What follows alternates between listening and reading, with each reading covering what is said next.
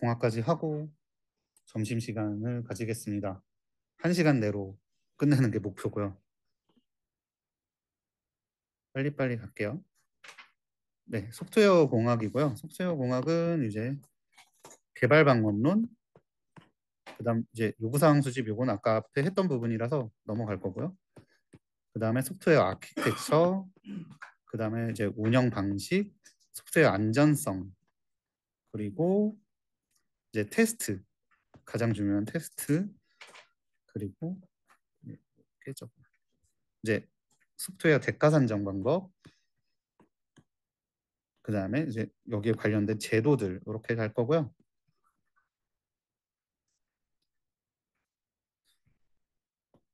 요 요구사항 같은 경우에는 여기 그냥 제가 원래 했던 대로 그대로 나눴는데 이걸 왜 있는 부분인데 또 나오냐 그러면은 이게 저희가 그냥 임의적으로 도메인을 나눈 거지 사실 다 연관되어 있잖아요. 그래서 이 부분을 공부할 때는 제가 이 부분을 또 봐야 된다고 생각을 해서 저는 중복된 부분도 조금 넣기는 했어요. 먼저 이제 구조적 방법론이고요. 이 부분은 예전에도 한번 나왔었어요. 그 아마 스크럼하고 비교하는 문제로 나왔던 것 같아요. 저는 이제 구조 중심으로 분석 설계하고 문서화하고 이렇게 하는 거고요. 요구사항을 분석하고 구조적으로 분석하고 구조적으로 설계하고 구조적 프로그래밍 이렇게 한다 정도만 아시면 될 것 같아요. 이제 분할과 전곡, 추상화, 모듈화, 구조화를 중심으로 진행을 하고요. 그다음 정보공학 법론은 이제 데이터 중심으로 정형화시켜서 하는 거고 얘는 ISP 중심이고 기업 중심으로 되는 방법론입니다. ISP를 먼저 하고 업무 영역 분석하고 설계하고 구축하는 이런 것들은 그냥 개념하고 절차 정도만 알고 계세요. 아마 단독으로 나오기는 쉽지는 않을 것 같고 그냥 비교하는 거 정도. 이제 CBD는 사실 얘는 컴포넌트 개발해놓고 이걸 레포지토리에서 그냥 가지고 와서 쓰는 건데 워낙 뭐 객체 지향이랑 이런 재사용성 많은 것들이 많이 나오면서 얘는 거의 잘 쓰이지 않기 때문에 그냥 무시하셔도 될 것 같고요. 뭐 MDD 막 이런 게 있는데 저는 사실 그런 것까지 가져가진 않았어요. 개인적인 특성으로는 개발자가 아니어서 그런지 그런 이제 메이저하지 않은 방법론까지 다 가져가는 게 쉽지 않더라고요. 그러니까 빈도수도 낮고 그래서 저는 선택과 집중을 할 때 그 부분은 좀 과감하게 버렸습니다. 근데 만약에 필요할 것 같다. 근데 그런 게 있어요. 막 이거 버렸는데 학원 모의고사 봤는데 학원 모의고사는 사실 주간 모의고사하고 좀 차별화를 두려고 좀 안 나오는 토픽들도 많이 내거든요. 근데 그거 보면 공부해야 될 것 같아요. 근데 그거는 각자의 선택에 맡겨서 하셔야 돼요. 다 가져갈 수는 없습니다. 이제 가장 시험에 많이 나오는 거는 객체 지향 방법론이에요. 이제 뭐 화이트박스 리유즈, 그러니까 키워드고요. 얘를 이제 재사용성 높이기 위해서 속성과 메소드 결합한 형태로 표현한 방법론이고 요 특징 캡추 다정상 다 가져가셔야 되고요. 정보원익하고 캡슐라는 엄청 많이 나왔어요. 개인적으로는 이제 안 나오지 않을까라고 했는데 지난 회차에 또 나왔더라고요. 제가 시험을 5번 받고 공부한 이래로 저번은 시험 안 봤으니까 6번을 겪었는데 한 3번 나온 것 같아요. 물론 그렇게 많이 나왔기 때문에 당분간도 안 나올 수도 있는데 이거는 일단은 무조건 가져가셔야 되는 거고 가장 헷갈리는 부분은 캡슐화하고 정보원익이에요. 근데 저는 아직도 사실 잘 이해는 안 가요. 네, 캡슐화는 메소드하고 속성 이제 묶어서 캡슐화해서 외부로부터 얘가 보이지 않게 하는 방식이고 그 방식으로는 요 4가지 방법을 이용해서 하는 거고 정보 운익은 캡슐화보다는 좀 더 큰 개념이에요. 그냥 아예 내 내부 거를 외부에서 못 보게 한다 요런 관점이고요. 그래서 저는 요거를 캡슐화하고 정보 운익을 좀 다르게 보이려고 다른 방식들을 많이 썼어요. 업캐스팅이라 그래서 얘가 이제 그 자식이 정확하게 기억이 안 나는데 자식이 부모 거를 쓸 때 실제 내용은 안 보여주면서 쓰게끔 하는 그런 방식이라고 하고 당연히 정보원익의 하나의 구현 방법으로는 캡슐화가 되겠고 수상 클래스나 인터페이스 이것도 이제 결국은 내 거는 안 보여주면서 연결하는 거잖아요. 그래서 이제 그리고 이제 접근 제어자 똑같은 건데 프라이빗이랑 퍼블릭 이렇게 해서 저는 이렇게 썼었어요. 그래서 정보은익이 캡슐화보다 좀 더 큰 개념이다. 이렇게 했고 다양성 요거는 자주 나오는 거고 수상화도 마찬가지고 요거는 그 서브노트 강의에서 제가 들었던 내용인데 여기는 남자분들이 많으시니까 요 라이딩하고 로딩이 되게 헷갈릴 수 있는데 그 멘토님이 말씀해 주신 거는 스타크래프트를 생각을 하라 그랬어요. 네, 오버로드를 생각해서 오버로드는 저희가 이제 태워서 같이 가잖아요. 오버로딩이 결국은 같은 클래스 내고 오버라이딩이 다른 거다라고 이렇게 생각을 하라고 해서 전 그렇게 외웠었어요. 오버로딩이 같이 탄다라는 개념으로 해서 동일 클래스 내에서 호출하는 거고 그럼 반대는 오버라이딩은 이제 상속한 애가 이제 상위 클래스의 거를 재정의하는 거고 그 다음 중요한 게 이제 솔리드겠죠. 요거 5개 다 잘 외우셔야 돼요. 외우셔야 되는 게 아니고 이해하셔야 돼요. 요거를 2교시형으로 해서 다 물어보는 경우도 있고 1교시형으로 이거를 하나씩 물어볼 수도 있어요. 아마 이번 모의고사 때 LSP 물어봤나요? 네. 네. 사실 쓸 게 별로 없습니다. 쓸 거는 별로 없습니다. 그래서 최대한 그 개념도 잘 그리시고 그래서 저는 2교시형으로 준비를 했던 게 이런 특징들을 좀 넣었어요. 얘가 뭐 기술적으로 넣을 수도 없고 그 다음에 저는 개발자가 아니기 때문에 코드를 쓰는데 그리고 개발자셔도 코드를 쓰는 거는 좀 조심하셔야 돼요. 코드는 워낙 가독성이 좀 떨어지기 때문에 코드를 쓸 게 아니라 뭐를 채워 넣을 것인가 계속 말씀드리지만 얘는 기술적인 것들이 아니기 때문에 그래서 저는 좀 특징들을 좀 넣어봤어요. 왜 이거를 쓸까? 썼을 때 뭐가 좋아지냐? 그러고 제가 이번에 모의고사를 냈는데 내려고 하다가 말았던 게 저는 DIP를 내려고 했었어요. DIP는 이 개념을 확실히 좀 안고 가셔야 돼요. 이게 표현이 다 좀 제각각이에요. 제각각인데 명확하게 하자면 상위 계층이 하위 계층에 의존하는 원래 전통적인 관계를 반전시키는 그래서 독립시키는 거거든요. 그래서 꼭 따라오는 게 의존성 주입이에요. 그래서 독립을 시켜놨더니 독립시킨 게 다 좋냐?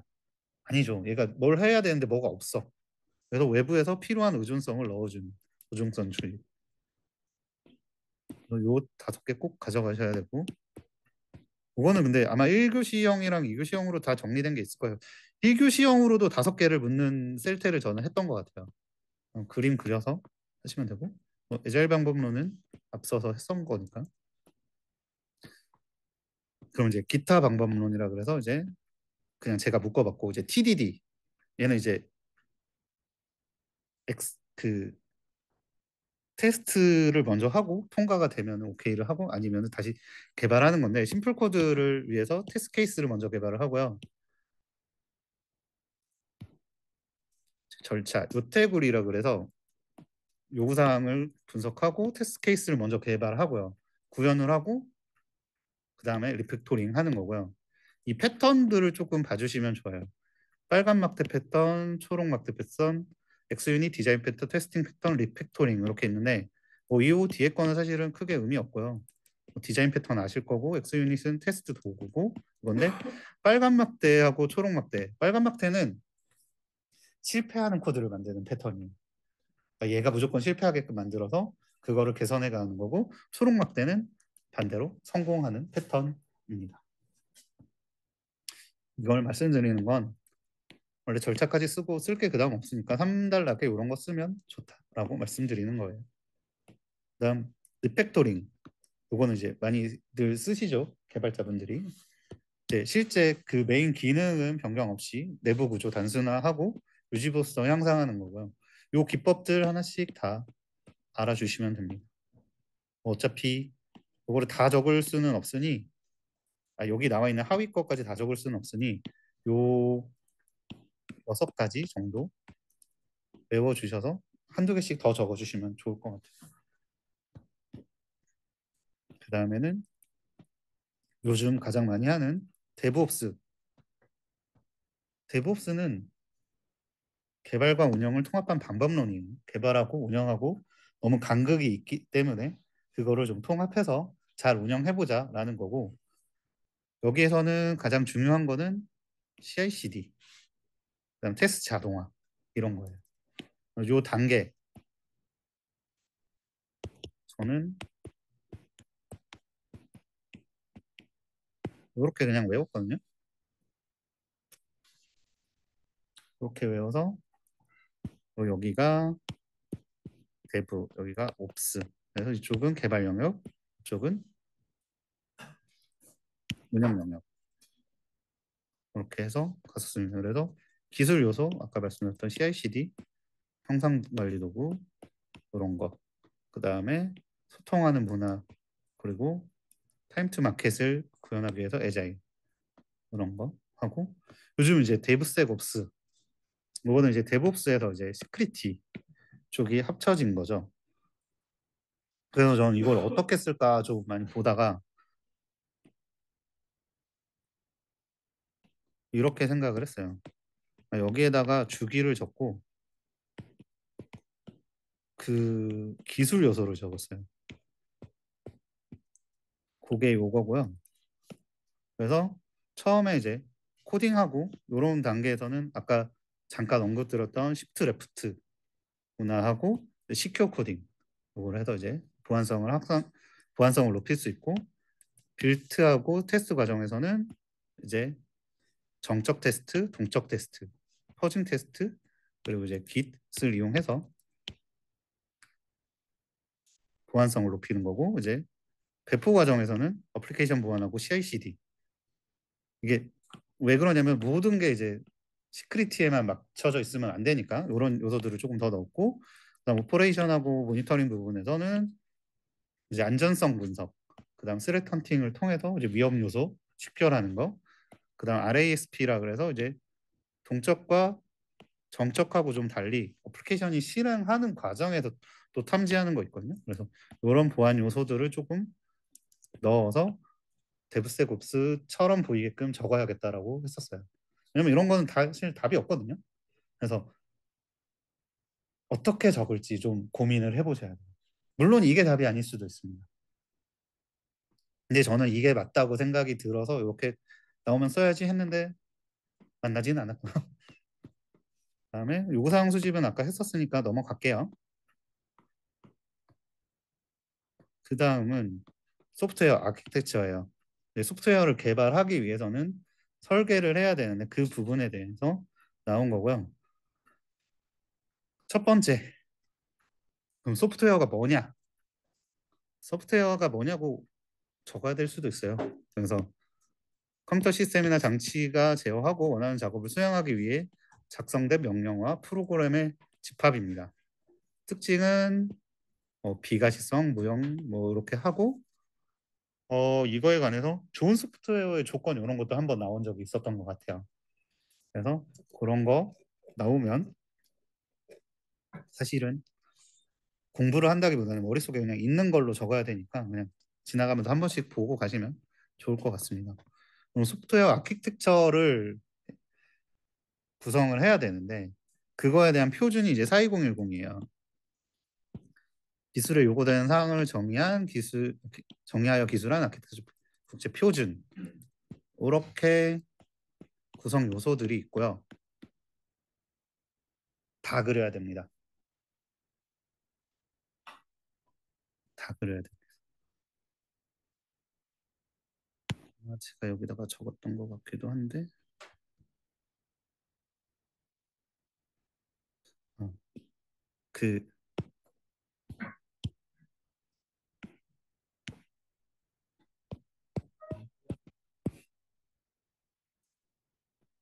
이게 예전 버전의 42010이었고요. 이게 바뀌었어요. 바뀌어서 항목이 늘어서 이걸 다 그려야 돼요. 이거는 답이 정해져 있기 때문에 그릴 자신 없으시면 안 가져가셔야 돼요. 이거는 가져가실 거면 다 외우는 것도 외우지만 많이 그려보셔야 돼요. 왜냐면 시간 내에 그리기가 쉽지 않거든요. 그리고 이거 하나를 위해서 좀 많이 투자를 해야 되는 게 위치까지 다 한번 연습을 해보셔야 돼요. 왜냐면 그때 가서 내가 기억은 나는데 막 잡아서 그리다 보면 칸도 안 맞고 여기 모자르고 막 이러실 수 있거든요. 가져가실 분들은 네, 가져가셔도 좋고 이거는 근데 어쨌든 딱 나오면은 적고 그냥 명확하게 점수 받을 수 있는 부분이라서 그래서 요거 다 외우셔서 가셔야 되고 그 다음에 포플러스 원뷰 이거는 이제 소프트웨어 아키텍처를 5가지 관점으로 해서 효과적으로 조율하는 방법론이고요. 이것도 이렇게 5개 해서 우리가 논, 구, 배, 푸, 유 이렇게 될 거예요. 이제 논리적 관점, 구조적 관점, 배치 관점, 프로세스 관점, 사용자 관점. 그래서 이렇게 5개 적어주시면 되고 이 논리적 관점은 분석가 설계자 그리고 구현은 개발자, 배치는 시스템 엔지니어, 얘는 시스템 통합자 이렇게 어떤 사람의 관점이다라는 거 명시해주면 좋습니다. 그리고 이제 소프트웨어 아키텍처의 절차는 요구사항을 분석하고 아키텍처 분석하고 아키텍처 설계하고 검증하고 승인하는 단계로 가는데요. 이 과정에서 요 아키텍처를 평가를 해야 돼요. 설계하고 분석하고 설계했을 때 그럼 이 아키텍처 평가는 무엇이냐? 소프트웨어를 아키텍처 수준에서 평가하는 거예요. 이게 무슨 말이냐? 계속 결국은 이거를 만들 때 앞선 IT 경영부터 분석하고 해서 이게 진짜 될 것이냐 이런 거를 평가를 하는 거예요. 처음에 이제 뭘 만들기 전에 이게 정말 사업성이 있어? 이게 정말 비즈니스에 도움이 돼? 라는 거를 분석을 하고 설계를 하고 분석을 해서 이게 될 것 같아 하면 이제 가는 거고 그 다음에 소프트웨어를 만들기 전에 쭉 이제 디자인을 해놓고 이게 진짜 괜찮은 거야? 라는 거를 평가를 하는 게 아키텍처 평가예요. 그 다음 단계가 뭐냐? 프로토타입을 만드는 거. 만들어서 프로토타입을 만들어서 이게 정말 괜찮은 거야? 그래서 만들기 전에 계속 검증을 하는 거예요. 보완할 부분도 찾아야 되는 부분이고 그래서 얘는 만들기 전에 아키텍처 수준에서 평가를 하는 거고 요 6개 아시죠? 요거 이렇게 그려서 여기가 C밤이고 여기가 쌈이고 여기가 아탐 여기가 C밤이고 얘가 EATM인가 그렇고 얘가 IDR 아리드인가 이럴 거예요 아마. 그래서 이렇게 가고 요거 2개 합쳐진 게 이렇게 가고 이런 식으로 요 그림 요거 다 외우셔야 되고 각각의 키워드 정도는 다 알고 계셔야 됩니다.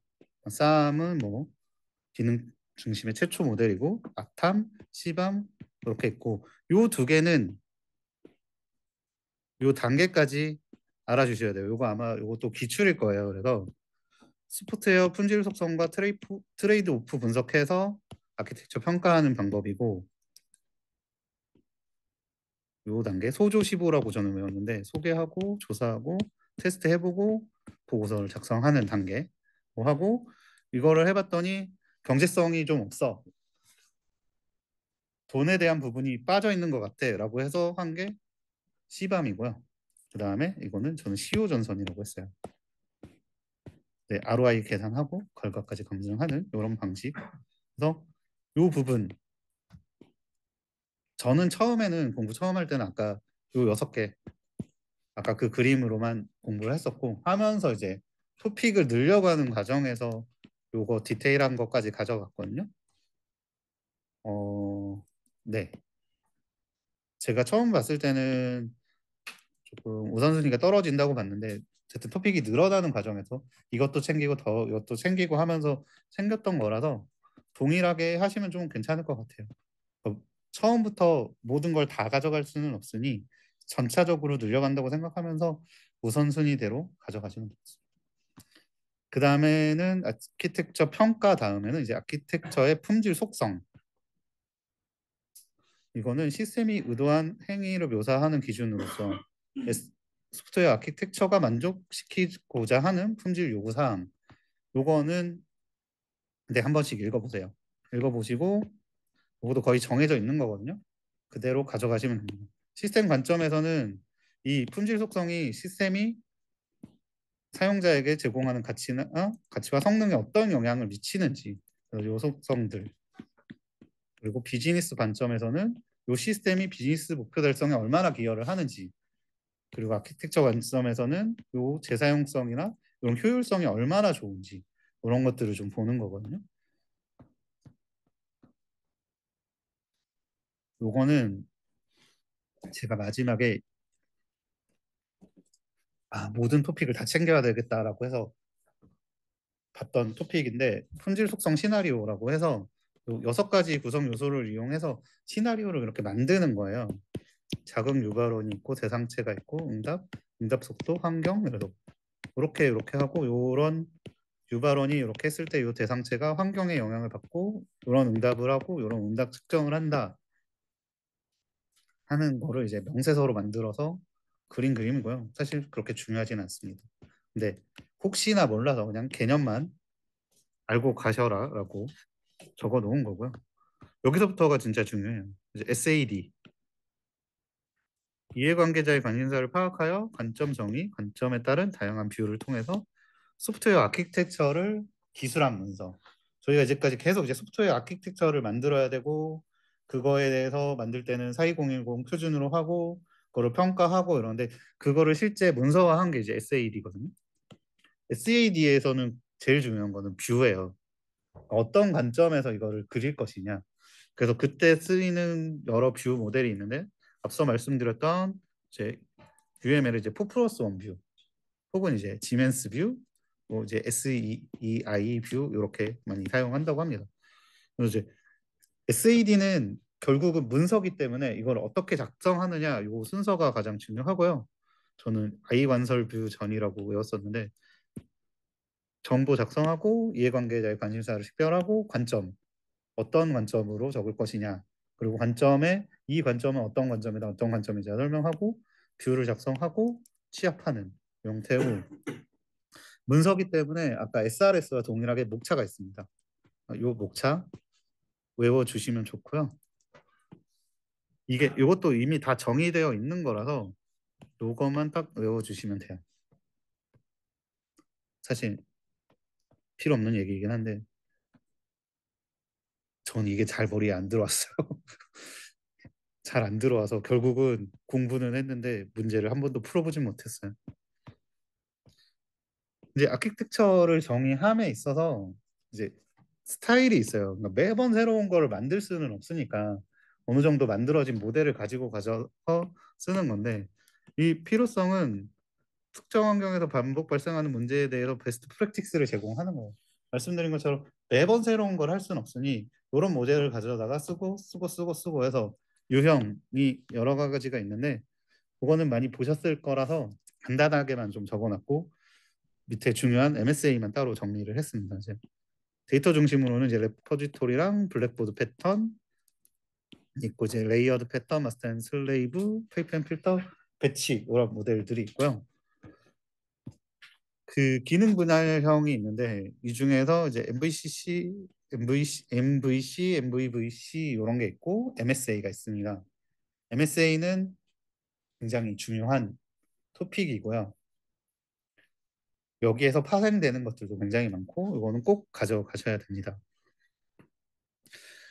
MSA는 소프트웨어 응용 프로그램을 독립적으로 배치 가능한 서비스 단위로 분리를 해서 이들을 조합하는 형태로 구성하는 아키텍처 모델이에요. 그래서 각각의가 여기서 말한 것처럼 독립적으로 배치 가능한 서비스 단위로 나눠져요. 예전에는 하나의 서비스에서 서로 호출을 하면서 이렇게 같이 했었잖아요. 그래서 여기서 가장 큰 차이는 모놀리식하고, 얘네는 하나의 요 안에서 모든 걸 했기 때문에 데이터베이스가 하나예요. 근데 얘들을 다 쪼갰어요. 그리고 다 쪼갰는데 뭐라고 했냐면 독립적으로 배치 가능하다 그랬잖아요. 그러면 그 말은 얘 혼자도 돌아야 된다는 얘기예요. 얘 혼자도 돌아야 되고 얘 혼자도 돌아야 되고 그래서 데이터베이스가 다 각각 있습니다. 이게 가장 큰 차이입니다. 물론 다른 차이들도 있는데 인프라 관점에서 봤을 때는 이게 가장 큰 차이고 그거를 모놀리식과 비교를 설명을 한다면 꼭 적어주셔야 됩니다. 잠시만요.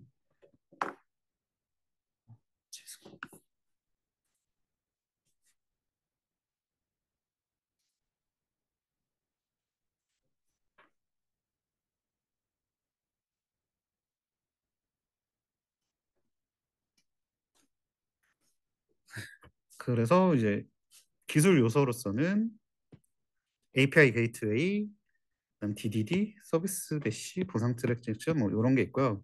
하나하나 좀 보면은 API 게이트웨이는 굉장히 중요해요. 이제 다 각각 분리가 되다 보니 각각 통신할 경우 API를 가지고 하고 그 과정에서 그거를 중개해 주는 애가 API 게이트웨이고 API 게이트웨이의 기능으로서는 이제 얘가 던질 때 아무나 던지면 안 되기 때문에 인증을 한번 해줘야 돼. 이제 인증된 애들한테만 API를 허용해 줘야 되기 때문에 인증 기능 그리고 이제 연계해 주는 거. 그 다음에 클라우드 환경에서 많이 실행이 되다 보니 클라우드는 모든 게 다 돈이잖아요. API 호출할 때마다 돈이기 때문에 이제 미터링 기능 그리고 이것들을 뒤에 있는 서버에 적절하게 분배해주는 로드 밸런싱 기능까지 있습니다. 그다음 API를 관리하는 서버, 이 퍼시스턴트가 저거예요. DB 영역이에요. 그래서 폴리글랏이나 각각의 다른 DB를 운영하는 거고 DDD는 뭐냐면 도메인 드리븐 디자인이라 그래서 MSA에 맞게 설계하는 아키텍처 방법론이에요. 근데 여기서 꼭 들어가야 될 키워드는 공통의 언어입니다. 유비쿼터스. 이거 꼭 넣어주시고 그래서 전략적 설계, 전술적 설계, 컨텍스트 맵, 유비쿼터스 언어. 제가 이 부분은 집에 가서 좀 다시 찾아볼게요. 제가 여기를 내용을 조금 더 보강을 했던 것 같은데 하려고 마음만 먹고 안 했는지 그게 기억이 안 나는데 이 전략적 설계하고 전술적 설계는 뭐냐면 컨텍스트 맵도 그렇고 기존의 하나였던 애를 사실은 여러 개로 쪼개는 거잖아요. 그래서 경계를 구분을 하는 거예요. 어떻게 쪼개지? 그래서 경계를 구분하는 게 전략적 설계고 전술적 설계는 이 쪼개진 MSA를 설계하는 거예요. 그래서 이 컨텍스트 맵을 통해서 그 관계를 나타내고 그래서 말씀드린 것처럼 MSA에 특화된 방법론이다 라고 보시면 되고 계층 구조로는 뭐 이렇게 표응도인이라 그래서 이렇게 있어요. 이거 좀 한번 그냥 보시면 돼요. 나눌 때 어디까지 어떻게 나눌 것이냐. 인프라도 나눠야 되니까. 인프라도 나누고 뭐 여기는 어떻게 나누고 어떻게 나누고 그다음에 서비스 메시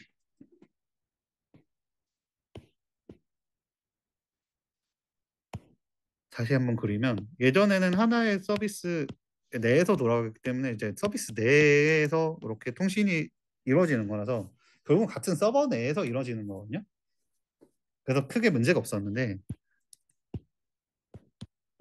이렇게 나눠지다 보니 얘는 결국은 다른 서버들과 상호 통신을 해야 되는 거예요. 기술이 좋아져서 상관없다고는 하는데 서버 내 통신하고 서버 외 통신은 엄연히 다르잖아요. 오버헤드가 발생할 수밖에 없어요. 그래서 그것들을 감소시키기 위한 게 서비스 메시입니다. 그래서 MSA 간 통신을 관제하는 애라고 보시면 돼요. 사이드카가 있고 그 다음에 서킷 브레이커라고 있는데 이거는 무엇이냐? 이 통신을 하는데 얘가 죽었어요. 그럼 이제 문제가 되기 때문에 오픈, 하프, 오픈, 클로즈라 그래서 오픈은 열려 있는 거예요. 열려 있어서 잘 통신이 되고 있는 거고 하프 이제 클로즈는 문제가 생겨서 이 얘를 장애를 차단하기 위해서 얘를 잘라버리는 거예요. 이거를 이렇게 막는 이유는 장애를 장애 전파를 차단하기 위한 거예요. 뭐 예를 들어서 저희가 여기서 이렇게 호출을 하는데 잘 만든 프로그램이라면 괜찮겠지만 여기가 계속 타임아웃이 걸리면 분명 여기에 영향이 있거든요. 연결을 하는 데 있어서. 왜냐면 코드 안에서도 어쨌든 통신이 안 된다고 무조건 잘라버릴 수는 없으니까 타임아웃이 걸리는 동안 어쨌든 여기에 서비스 지장이 있기 때문에 이런 걸 장애 전파를 막자 이래서 하는 게 이제 서킷 브레이커고 이렇게 클로즈면 이제 닫아버리는 거예요. 하프 오픈은 클로즈 됐다가 오픈되는 과정에서 진짜 살았어? 라고 확인을 하는 과정입니다. 그래서 요 세 개 패턴만 알아주시면 될 것 같고 결국 장애 차단하는 애다. 서킷 브레이커라고 하는 이유는 그 회로도에서 얘를 생각하시면 되는 거예요. 그래서 이 지금 하나의 회로에서 돌아간다라고 보고 얘를 닫을 것이냐 열 것이냐. 네. 제가 오픈하고 클로즈를 반대로 설명을 드린 것 같아요. 그 다음에 서비스 디스커버리는 클라이언트 사이드하고 서버 사이드로 이제 구분이 되는 앤데 뭐냐 하면 이렇게 서비스별로 들어가는데 또 어떤 서비스가 들어왔어요. 그럼 추가가 돼야 되잖아요. 그래서 그 서비스를 이제 추가하는 과정이고 그리고 로드 밸런싱을 하는 거예요. 요거는 여기가 이제 클라이언트가 있고 서비스 레지스트리가 있고 실제 서비스들이 있는데 이 클라이언트 사이드는 클라이언트가 서비스 레지스트리에다가 질의를 해서 요 리스트들을 쭉 받아요. A, B, C라고 있으면 얘가 받아서 실제 얘가 로드 밸런싱을 수행을 하는 거예요.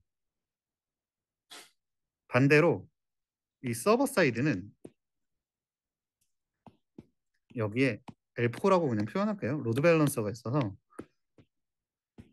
얘한테 해줘라고 하면 얘가 서비스 레지스트리한테서 이 리스트를 받아서 얘가 로드 밸런싱을 해주는 거예요.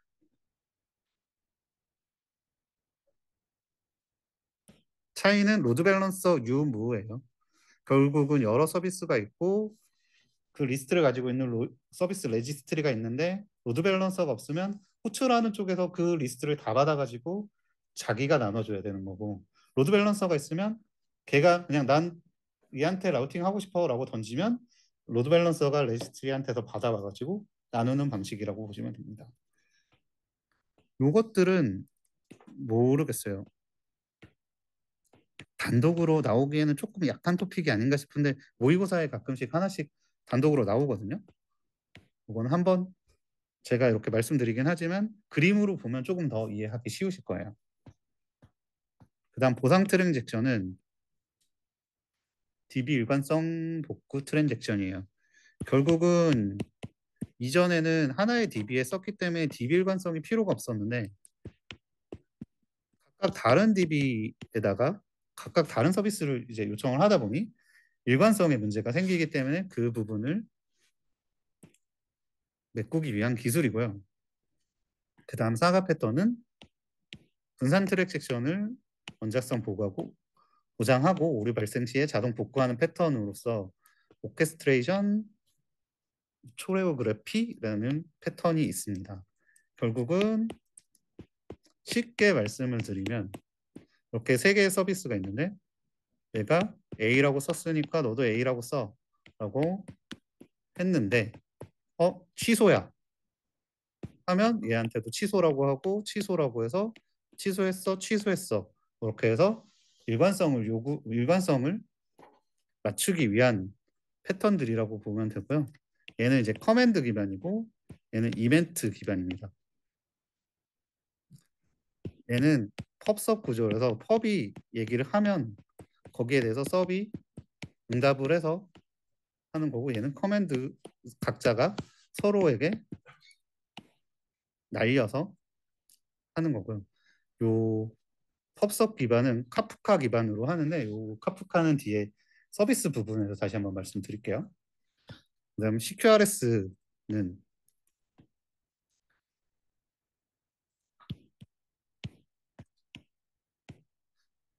서버의 효율성을 높이기 위해서 여기에는 CUD라 그래서 쓰는 작업만 계속 하는 거예요. 그래서 이제 얘가 레플리케이션이 되고 얘에서는 읽기 작업만 하는 거예요. 그래서 요거를 역할을 나눠서 서버의 효율성을 높이고자 하는 패턴이고요.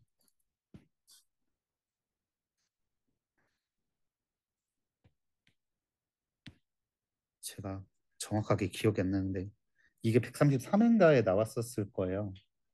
아닌가? 비슷한 게 나왔었는데. 요거는 근데 비슷한 게 많이 있는 게 쿼리 오프로딩이라는 것도 있거든요. 그래서 결국은 서버의 용도를 좀 달리해서 서버의 효율성을 좀 높이고 이렇게 가자 이런 거라서 그 맥락에서 이해해 주시면 되고 MSA는 사실 소아 기반의 방법론인데 소아는 API 게이트웨이가 아닌 ESB로 API 통신을 하고요. 얘도 결국은 하나의 DB에서 운영이 되고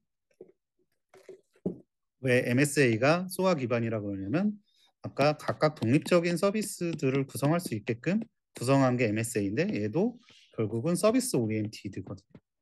서비스 기반으로 프로세스를 만들어 보자. 그래서 프로세스 간 통신을 ESB라고 하는 거고요. 저는 소아는 안 나올 것 같아서 사실은 준비를 안 했었어요. MSA가 핫해지고 MSA도 지금 많이 뭐안 나오는 상황에서 얘가 나올까라고 했는데 이거는 제가 자료를 다시 한번 드릴게요. MSA하고 소아하고는 비교를 해서 낼 수도 있을 것 같거든요. 이거는 제가 나중에 내용 플러스를 해서 다시 업데이트를 한번 드릴게요.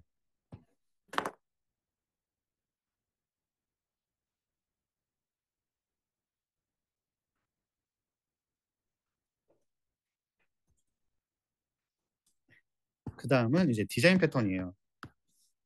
디자인 패턴은 이제 일반적으로 발생하는 문제에 대한 재사용 가능한 해결책 혹은 이제 경험적 해결책인데 항목으로는 이제 디자인 패턴 구성, 이름, 의도, 동기, 구조, 샘플 코드 이렇게 구성이 되어 있고요. 생구행이라고 하죠. 이거 생성 패턴, 구조 패턴, 행동 패턴. 저는 이거를 다 외워서 가서 48점 받았던 것 같아요. 요게 이제 업스트랙트랑 빌드, 이제 프록시 패턴, 싱글턴, 이게 팩토리 패턴인가 그럴 거고 그다음에 여기가 어댑터, 빌트, 컴포짓, 데코레이션, 퍼사드, 팝, 플라이웨이트인가 그리고 이게 프로토타입 뭐 이런 식으로 해서 이거를 다 적었어요. 얘도 답은 없습니다. 많이 적으면 많이 적을수록 유리하고 이 싱글턴 패턴은 그냥 개인적으로 얘가 꼭 나올 것 같아가지고 따로 준비를 했었는데 조금 애매해요. 이런 패턴을 나오면 제일 좋은 건 소스를 적어달라고 하더라고요. 아니면은 그 클래스 다이어그램 그려가지고 하는데 근데 저는 사실 그런 쪽에 좀 젬병이어서 패턴, UML 이런 거 사실 안 가져가긴 했거든요. 그 유즈 케이스 다이어그램 이런 거. 그거는 가져가실 거면 좀 완벽하게 외우셔서 가져가시면 좋을 것 같습니다. UML은 뭐 연관관계, 의존관계, 일반관계 이렇게 해서 이거는 그 표준화된 언어로 나타내는 표준 언어이고요. 저는 요거는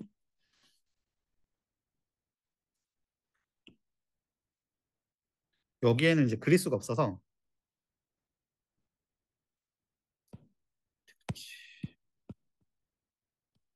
예전에 문서로 만들어 놓은 게 있었을 텐데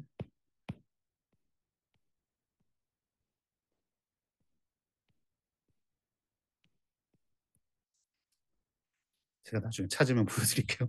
그냥 그 요 그려놓은 게 있어서 그것만 보고 그냥 외웠어요.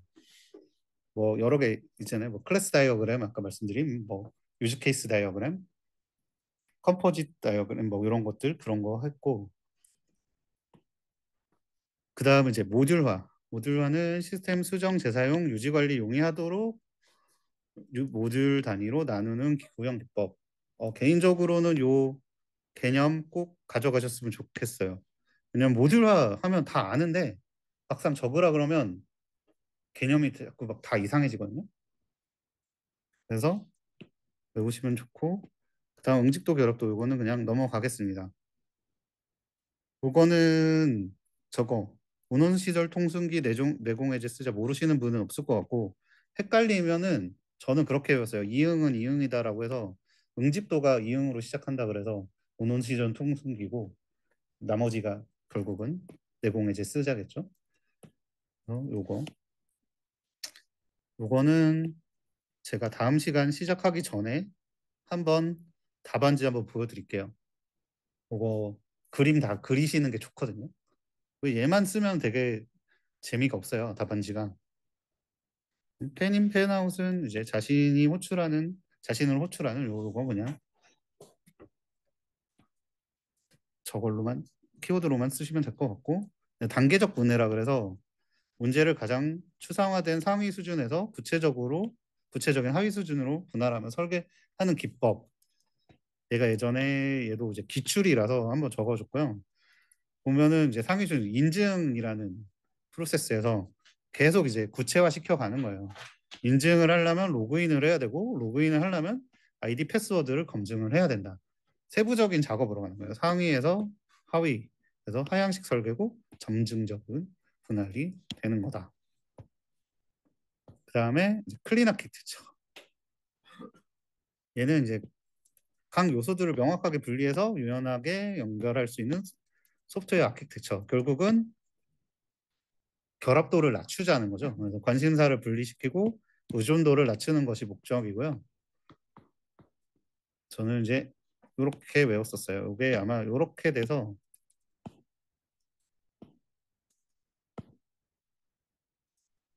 핵심 요렇게 해서 이제 여기가 엔티티고 이제 유즈 케이스, 어댑터, 프레임워크 뭐 이런 식으로 될 거예요. 그래서 요거를 외워주시면 될 것 같아요.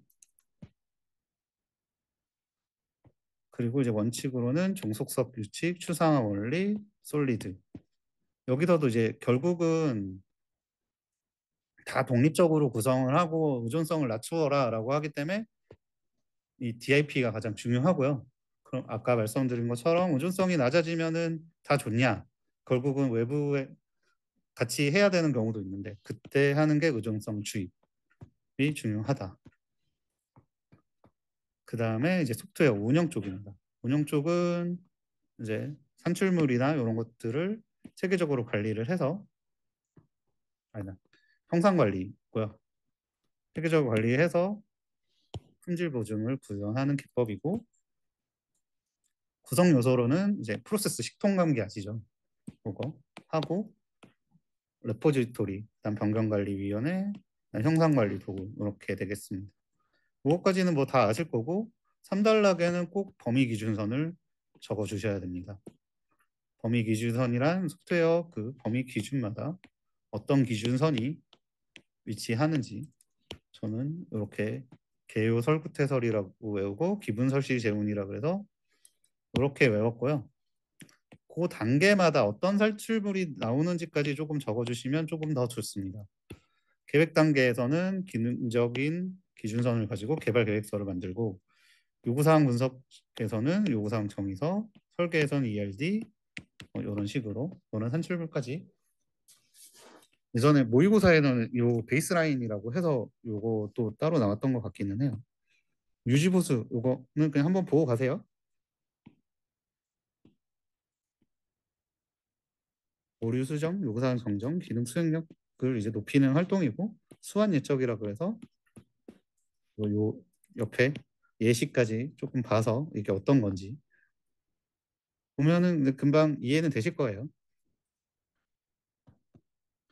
기, 여기는 뭐가 많이 적혀 있는데 그냥 간단하게 하고 갈게요. 요거는 좀 제가 처음에 말씀드렸는데 이런 것들이 제가 잘 모르겠어서 그냥 많이 적어놨어요.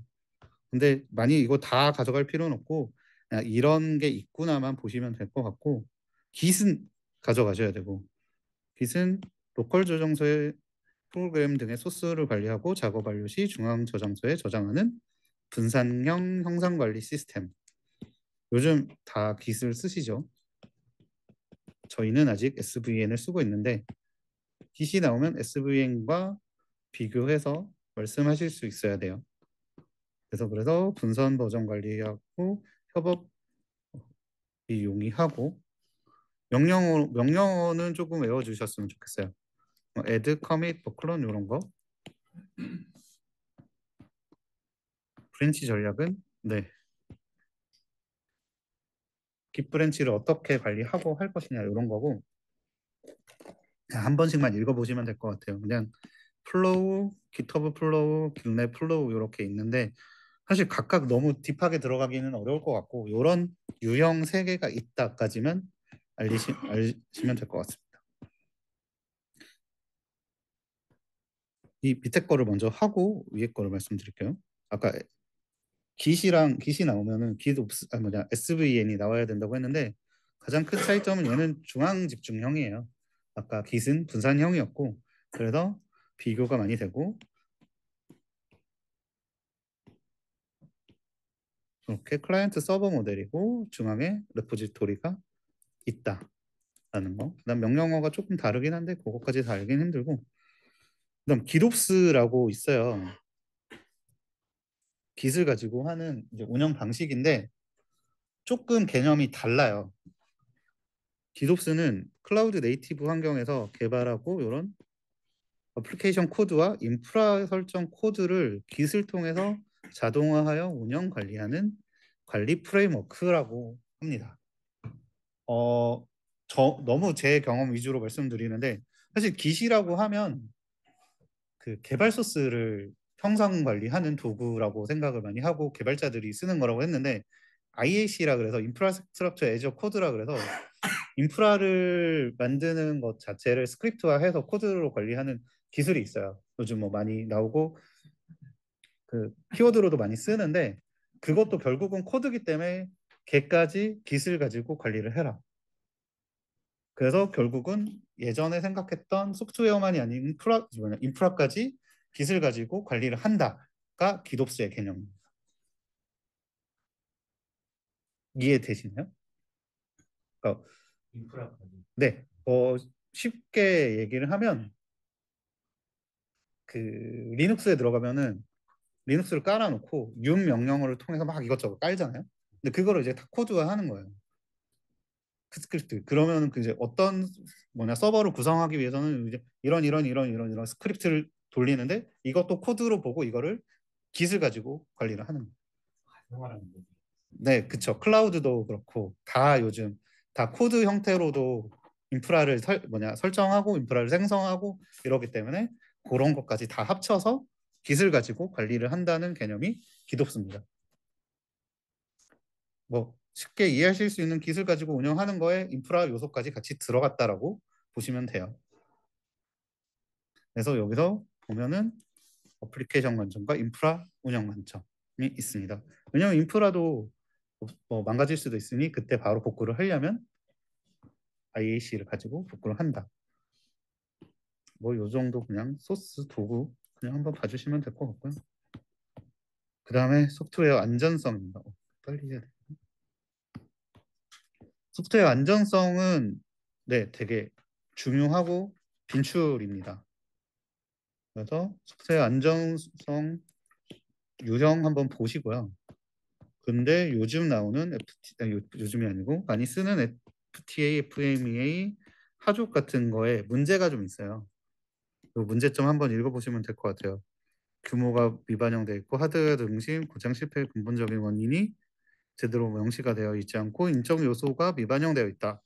왜냐하면 이 방법론들이 다 옛날에 나온 것들이라서 조금 한계는 있다. 하지만 그래도 많이 쓰인다라는 거고 트리 다이어그램 통해서 위험으로부터 위험의 원인을 찾아가는 연역적 분석 기법입니다.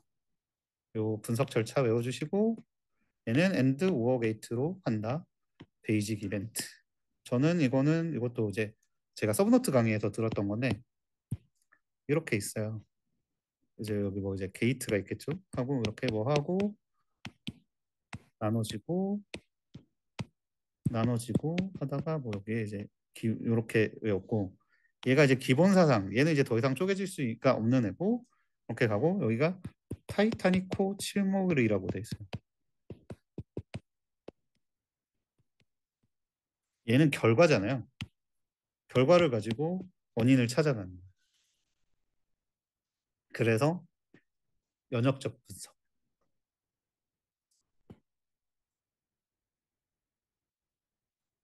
그리고 여기는 아까 말씀드렸던 요 게이트하고 요거 잘 외워주시면 되고 그다음 FMEA 얘는 시스템의 고장 모드가 시스템에 미치는 영향을 분석하는 귀납적 분석 기법. 얘는 아까처럼 결과가 나와 있는 게 아니고 고장 모드를 다 나열을 하는 거예요. 봤는데 뭐 자동차로 치면 깜빡이가 고장이 났어요. 얘가 어떤 영향을 미치는지.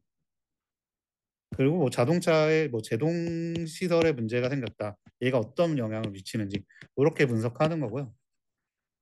뭐 또 분석 절차 이제 고장 모드 조출하고 영향 분석하고 우선순위. 그래서 RPN이라 그래서 심각도, 발생도, 검출도. 요거는 굉장히 많이 쓰입니다. 이거는 분야를 가리지 않고 많이 씁니다. 그다음 하좁이라고 이제 전문가들이 모여서 이탈 원인을 가지고 정성적으로 분석하는 기법이고요. 얘는 요거 이탈이라고 하면 설계 의도에서 벗어난 상태이고 얘는 공정 변수와 가이드 워드를 가지고 추정을 합니다. 공정 변수는 특정 변수와 일반 변수가 있고 가이드 워드는 이렇게 되고 저는 쓸데없이 요거를 다 외웠던 것 같아요.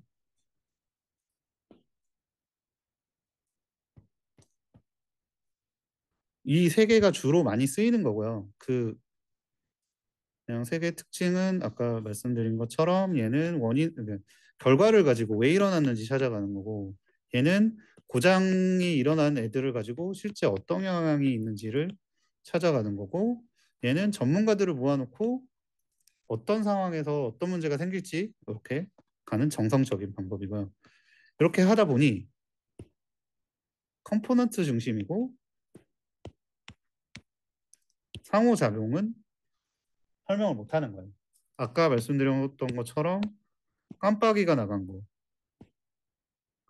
제동 장치에 문제가 생긴 거 해서 해봤는데 같이 일어날 수도 있고 얘가 얘한테 영향을 미칠 수도 있는데 이런 게 제대로 설명이 되지 않는다는 거예요.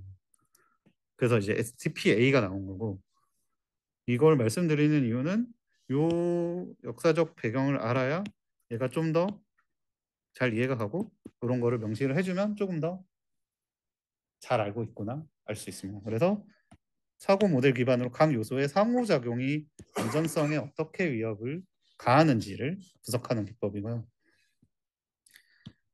프로세스를 도식화하고 뭐 이렇게 해서 갑니다. UCA 네 가지 유형이고 저는 부부재지라고 외웠고요. 부재 그리고 부적절한 CA, 재원 순서, 지속 시간. 지금 제가 A가 생각이 안 나서 이게 C가 컨트롤이거든요. 잠시만요.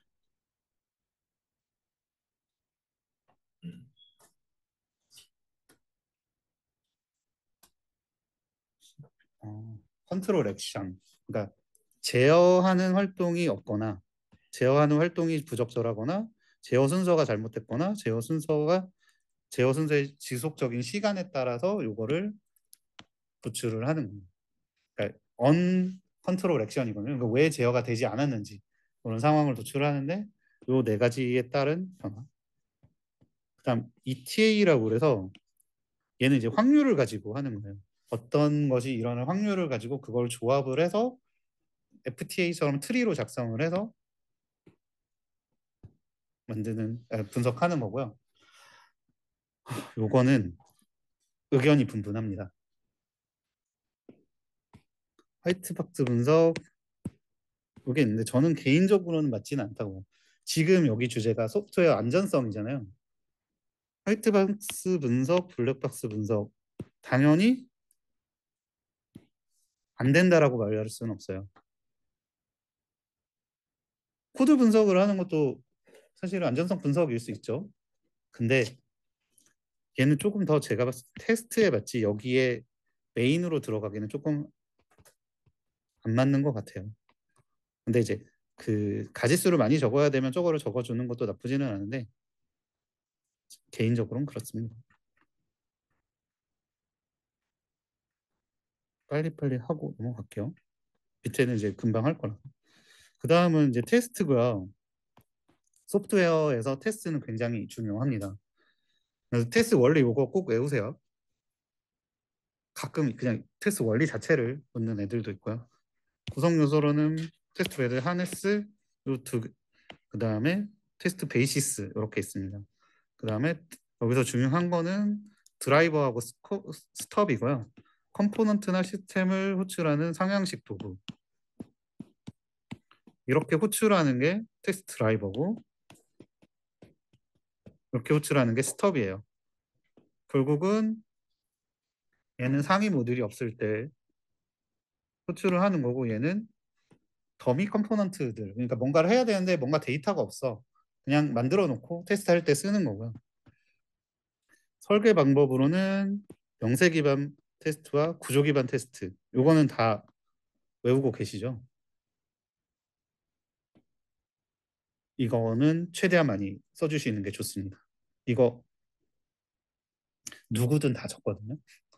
최대한 많이 적어주셔야 돼요. 제가 129회 때 아무것도 모르고 시험 보러 가서 아무것도 모르는데 어떡하지? 이러고 갔는데 블랙박스 테스트랑 화이트박스 테스트가 나왔나?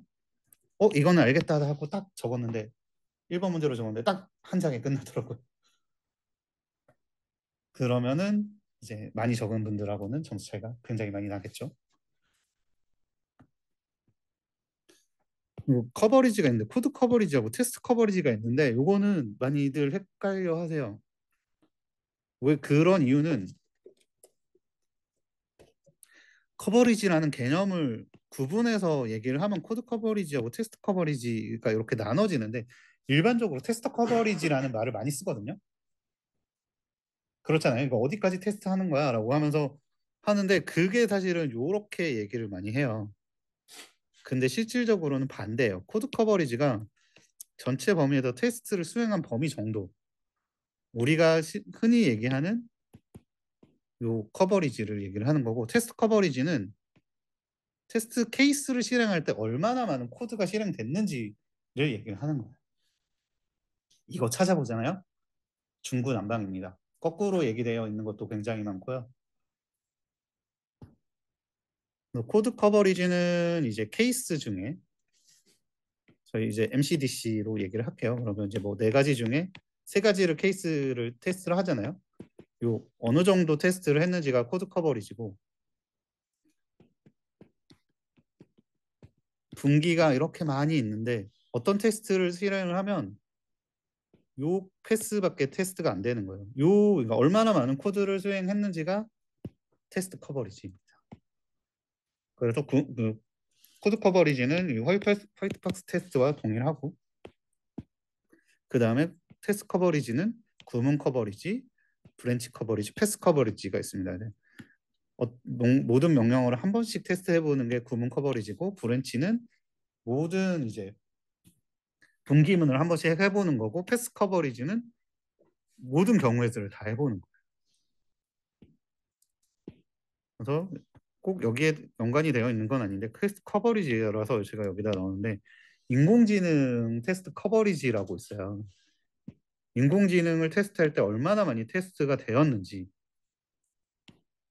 그거는 필요한 이유는 학습 데이터 중에 일부분이 변경돼도 재학습으로 인해서 모델 전체가 다 변해버리기 때문에 그거를 계속해서 테스트를 해야 된다라는 거고 이렇게 4개 외워주시고 테스트 기법이 좀 달라요. 그래서 뭐 변성 테스트를 많이 쓰는데 요거랑 좀 봐주시면 될 것 같습니다. 요게 지금 그 AI에 특화된 테스트 방법이거든요. 그 다음은 IEEE 829인데 이건 제가 알기로는 없어졌다고 알고 있는데 요거는 좀 알아주시면 좋을 것 같아요. 테스트 케이스 적을 때 그런 거 적고 그다음에 중요한 건 29119입니다. 29119가 왜 중요하냐? 테스트에 대한 국제 표준이기도 하고요. 이 안에 토픽들이 어마어마하게 많고요. 가장 중요한 거는 국내에서 개발한 파트가 있습니다. 국내에서 개발한 파트가 있기 때문에 이 부분이 나올 가능성이 굉장히 크고요. 뭐 여기서 보면은 키워드 드리븐 테스트가 들어가 있는데 이게 이제 국내에서 개발한 거고 키워드 기반으로 해서 레퍼지토리에 있는 것을 가지고 와서 테스트 케이스를 검색해서 이렇게 하는 거고요. 그 다음에 테스트 2, 테스트 프로세스를 기반으로 해서 33063이라고 프로세스 어셈먼트에 대한 거를 국내에서 개발을 했어요. 그래서 이 부분에서 이제 정책 테스트를 분리해 놓은 게 20246인데 아마 이 부분하고 이 부분은 언제 나와도 이상하지 않습니다.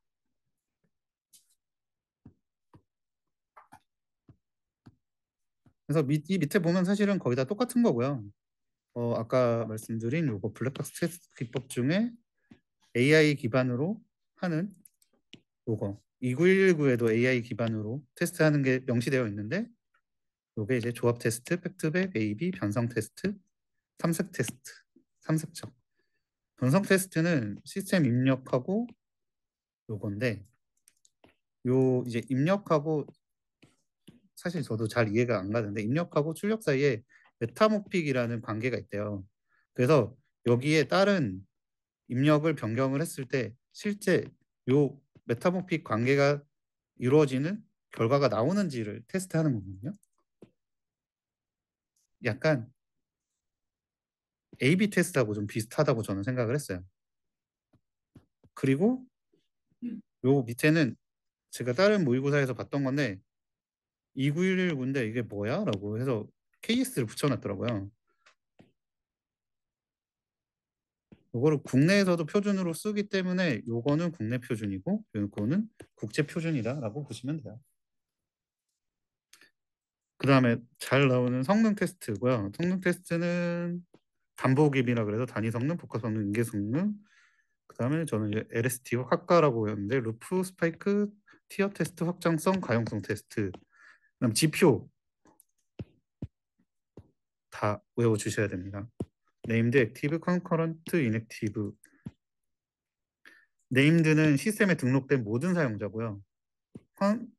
액티브 유저는 실제 지금 접속해 있는 사람이고 콘커런트는 실제 액션을 하는 사람이고 요 인액티브는 기다리고 있는 사람이라고 보시면 되고요. 시간 넣어주시고 그다음에 요거는 그냥 참고적으로만 알아주세요. 사용성 평가 테스트 뭐 A/B 테스트, 탐색적 테스트 이런 유형의 사용자 평가 테스트가 있다라고 봐주시면 될 것 같고 이 중에 중요한 거는 탐색적 테스트입니다. 밑에 거 같이 말씀드리면 이게 29119에도 나와 있는 기준으로 제가 적은 걸 텐데 경험 기반 테스트는 이렇게 있어요.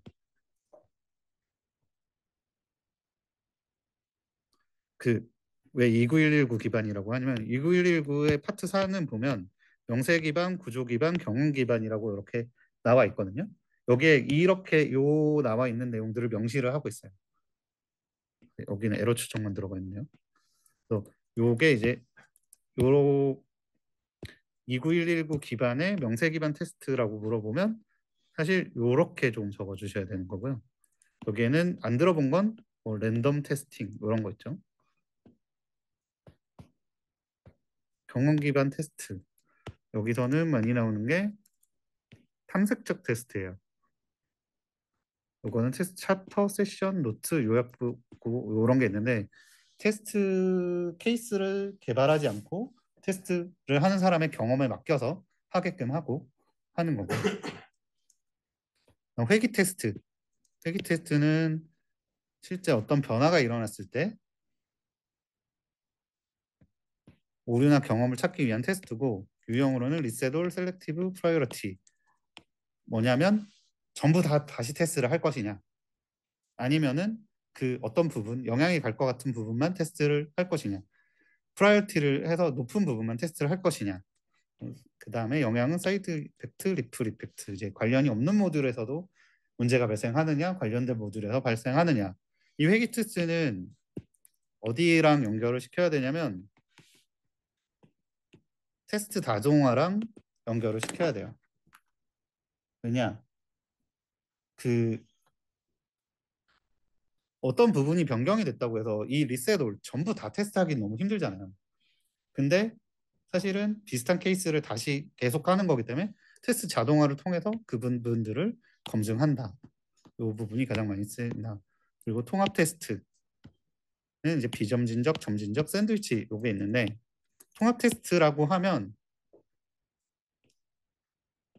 저희가 많이 용어를 막 혼합해서 쓰는데 단위 테스트를 하면은 단위 테스트라는 거는 각 하나의 모듈을 테스트를 하는 거거든요. 이 통합 테스트는 이 모듈 간에 통합해서 테스트하는 거예요. 이 모듈이 각자는 잘 돌았는데 이거를 같이 했을 때 잘 도느냐. 근데 우리는 통합 테스트를 필드에서는 거의 마지막 테스트인 것처럼 얘기를 하잖아요. 근데 그거는 사실 마지막에 하는 거는 거의 인수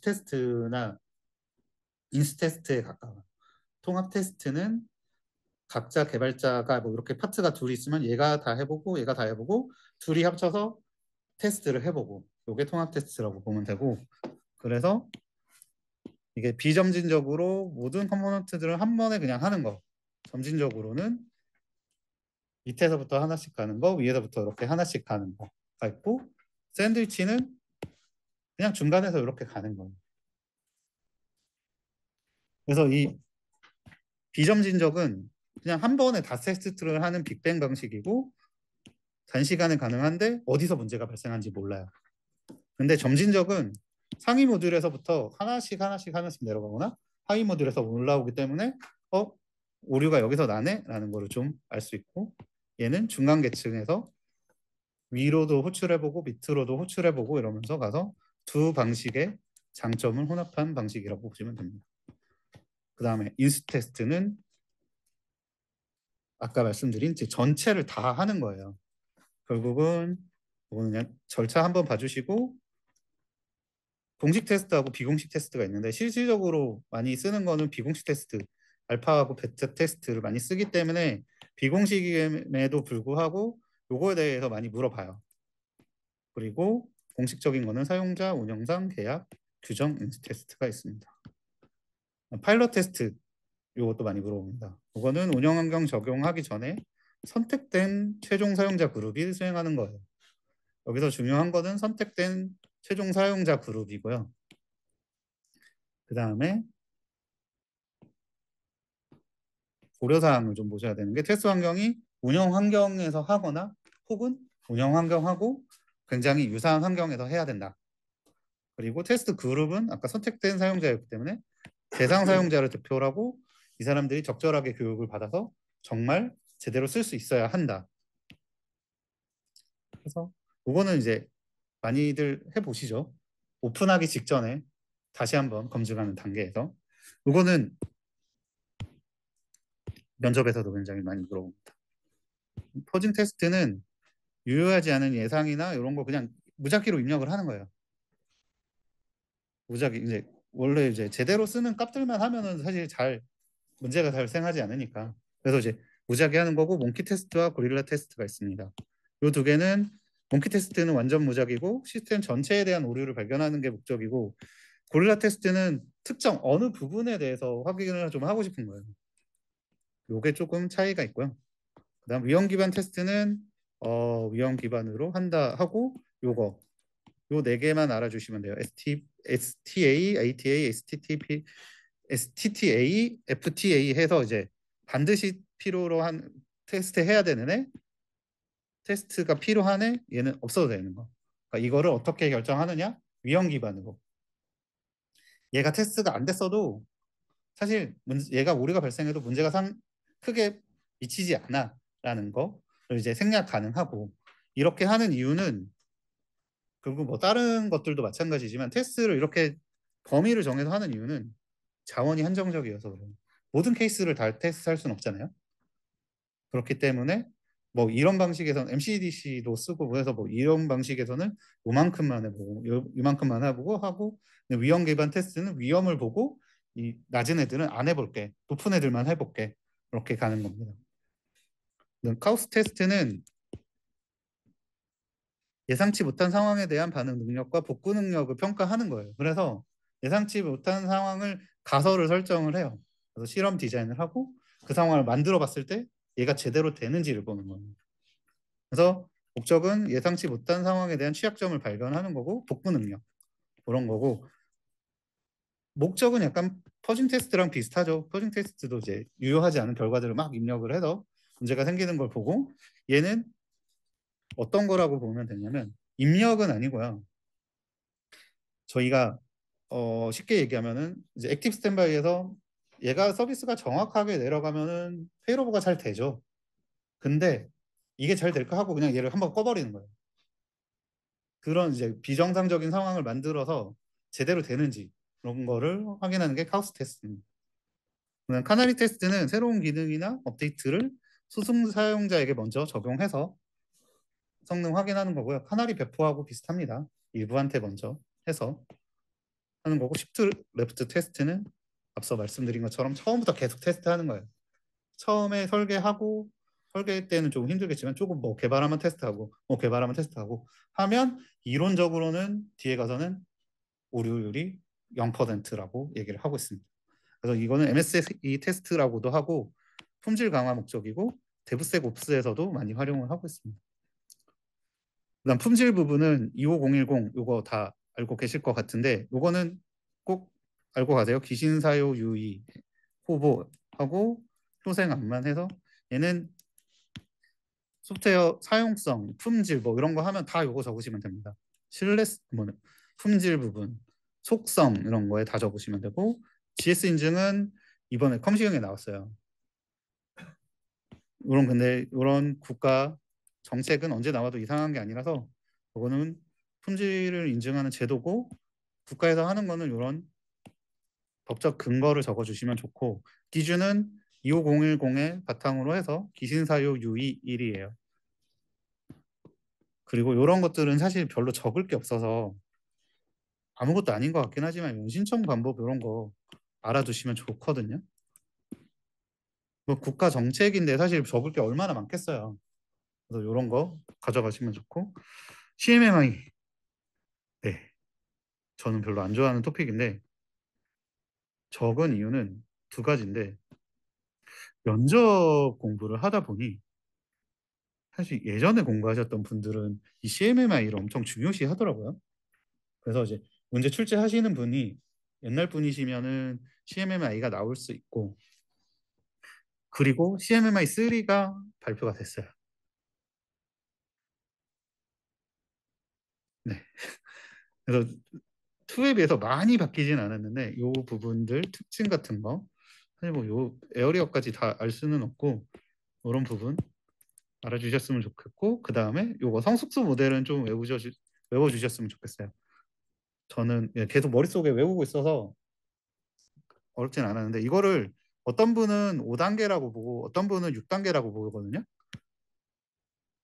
어차피 근데 저는 더 써서 나쁠 건 없다고 봐서 이제 불안정까지 보고 6단계라고 보는데 이제 아예 고려되지 않은 상황, 프로세스랑 요게 통제가 지금 어려운 초기 단계, 성과 관리하는 단계 이렇게 해서 요 6개 가져가시면 좋을 것 같습니다.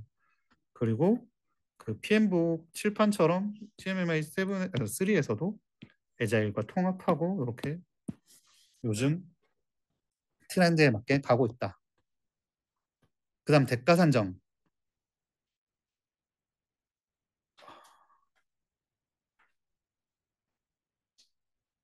얘는 무조건 나와요. 제가 보는 동안 3번 나왔어요. 소프트웨어 규모 산정이 2번 나왔고 하드웨어 규모 산정이 1번 나왔어요. 근데 제가 아까 잠깐 뜸을 들인 이유는 사실 이렇게도 많이 나오는데 요즘 아까 인공지능 인공지능이란다. ISP 그 대가 산정 그런 절차도 나오고 막 이래 버려가지고 사실 너무 사이드에 있는 것까지 대해서 조금 애매하긴 한데 일단은 소프트웨어 규모 산정 무조건 가져가셔야 되고요. 저는 이거를 점수를 되게 잘 받았는데 소프트웨어 규모 산정이 두 번인가 나와서 제가 한 번 나오고 그때는 잘 몰랐고 두 번째 나올 때 설마 또 나오겠어 하면서 했는데 또 나왔고 그래서 이제는 하드웨어다 하고 찍었는데 잘 받았고요. 그래서 이번에는 저는 개인적으로는 소프트웨어 규모 산정이 다시 한번 나오지 않을까 생각합니다. 그래서 노상향식, 하향식, 수학적 방식 요거 꼭 가져가시고 그 다음에 하드웨어 규모 산정도 요거 절차부터 수참시 그다음 산정 기준 요거 성능 측정 요거까지 다 가져가 주시면 굉장히 좋습니다. 그 다음 이제 마지막 제도인데요. 제도는 훅 보고 넘길게요. 소프트웨어 관련된 제도고요. 이제 영향평가 제도들은 똑같습니다. 아까 말씀드린 바와 같이 국가에서 하는 거기 때문에 요 대상 그 다음에 법 조항 외워주셔야 가장 좋습니다. 소프트웨어 영향평가는 공공 소프트웨어 개발할 때 민간 시장에 영향을 미치는지 그런 걸 판단하는 거예요. 뭐 예를 들어서 정확한 예는 아닌데 내부에서 이제 메신저를 개발하려고 해요. 봤더니 메신저는 시장에 많이 나와 있잖아요. 그래서 이게 카카오톡이 있는데 민간 시장을 저해하는 게 아닌가 하는 거. 그럼 뭐 그런 거를 하고 아니다. 그거는 제외 사업이에요. 잘못 말씀드렸어요. 내부에서만 쓰는 거는 제외 사업이고 공공에서 만들어서 대고객 서비스를 하는 게 실제 나와 있는 민간 시장 거와 겹쳐서 이 민간 시장에 있는 기업에 영향을 미쳐서 이 기업의 매출이 줄어들게끔 되는지 이런 거를 좀 평가를 하는 거예요. 그래서 아까 말씀드린 제외 사업이 민투형 상용 소프트웨어 그렇고 단일 기간 내부에서 사용하는 거 이런 것들은 제외가 됩니다. 그래서 유사성, 침해 가능성, 사업 필요성, 공공성, 침해 판단 여부를 기준으로 평가를 해서 할지 말지에 대해서 하게 됩니다. 평가 시기 요거 조금 봐주시면 좋을 것 같고요. 그래서 어떤 소프트웨어를 개발을 한다면 요 영향 평가를 반드시 시행한 뒤에 오케이가 된다면 그 다음에 실행 가능합니다. 그 다음에 이제 과업심의위원회가 있는데요. 이거는 공공 소프트웨어 사업에서 불필요한 과업 방지, 적절한 판단 기준, 방법을 제시하는 가이드라인이고요. 요거는 요 자체로도 중요하지만 여기저기 소프트웨어 품질 얘기할 때 적어 주셔야 됩니다. 과업심의위원회는 두 가지가 있는데요. 과업 확정과 변경이 있습니다. 어떤 사업을 할 때 그 RFP를 제공을 해서 이런 범위를 만들었습니다라고 했을 때 심의위원회를 여기서 이 범위가 타당한 것 같습니다. 이 부분이 정확하게 표현됐습니다. 라는 거를 확정을 하고요. 하다가 보면 바뀌는 경우에 이거 우리 바꾸고 싶은데 될까요? 라는 거를 하는 거고요. 네, 그래서 요즘 계속 문제가 되는 게 공공 소프트웨어에 대해서 품질이 낮다라고 하는데 계속 그 나오는 이유는 잦은 요구사항 변경인데 거업심의위원회를 통해서 네, 해결한다 이런 거 적어주시면 됐고 상용 소프트웨어 직접 구매 제도는 일괄 발주로 하던 거를 이제 소프트웨어만 별도로 분리 발주한다 이거예요. 상용 소프트웨어는 이미 나와 있는 거니 그거는 따로 사세요 이거고요. 이거는 요 구매 적용 대상 1차, 2차 외워주시면 됩니다. 1차를 만족하고 2차를 만족해야 되는 거고요. 2차 중엔 어떤 거 하나만 만족하면 되는 거고요. 여기서 원래 없었던 부분이 이거예요. 디지털 몰 등록 소프트웨어, 사스. 이제 사스 형태가 많아지면서 이 부분이 추가됐습니다. 그 다음은 이제 민투형 소프트웨어 사업이고요. 이거는 이제 민간 투자를 받아서 공공 소프트웨어를 개발을 하겠다라는 거고요. 구매형과 개발형이 있는데 구매형은 이미 개발된 거를 가지고 와서 사용을 하는 거고 개발형은 민간하고 같이 손을 잡고 개발을 하는 거고 임대형과 수익형이 있습니다. 임대형은 주로 수익이 발생하지 않는 사업에서 쓰는 거예요. 그래서 얘네가 만들어 놓은 거에 대해서 임대료를 그냥 계속 지급을 해주는 거고, 수익형은 실제 그 국민들이 이 서비스를 쓸 때 수익이 그 이 서비스료를 발생시키는 거기 때문에 거기에 대한 수익을 니네가 어느 정도 가져가라고 해서 이렇게 주는 사업이라고 보면 됩니다. 뭐, 그 사업 유형 보시면 되고, 추진 절차에서 요 정도만 아시면 될 것 같아요. 민간 사업이 먼저 제안한 경우에는 ISP 수립을 면제하고 최초 제안을 가점을 준다. 그 다음에 다수 공급자 계약이라 그래서 요거는 제가 신문에서 보고 한번 추가해 본 건데, 그거예요. 그 실제 될지는 모르겠는데 이게 하드웨어에서 많이 쓰던 거래요. 이제 일정 수준 이상을 갖춘 것들을 그냥 모아놓고 거기서 알아서 골라서 쓰세요라는 거거든요. 이제 일정 수준 통과 제품들을 다시 경쟁하여서 거기서 알아서 쓰라는 거예요. 그 전에는 무조건 최저가만 썼어야 되는데, 그래서 요거를 소프트웨어에도 확장을 하겠다. 네, 이런 문제가 좀 있어요. 소프트웨어 특성이랑 하드웨어 특성 분명히 다른데 이게 과연 될 것이냐, 그런 이슈 사항이 있어서 이걸 한번 넣어봤습니다. 질문 있으신가요?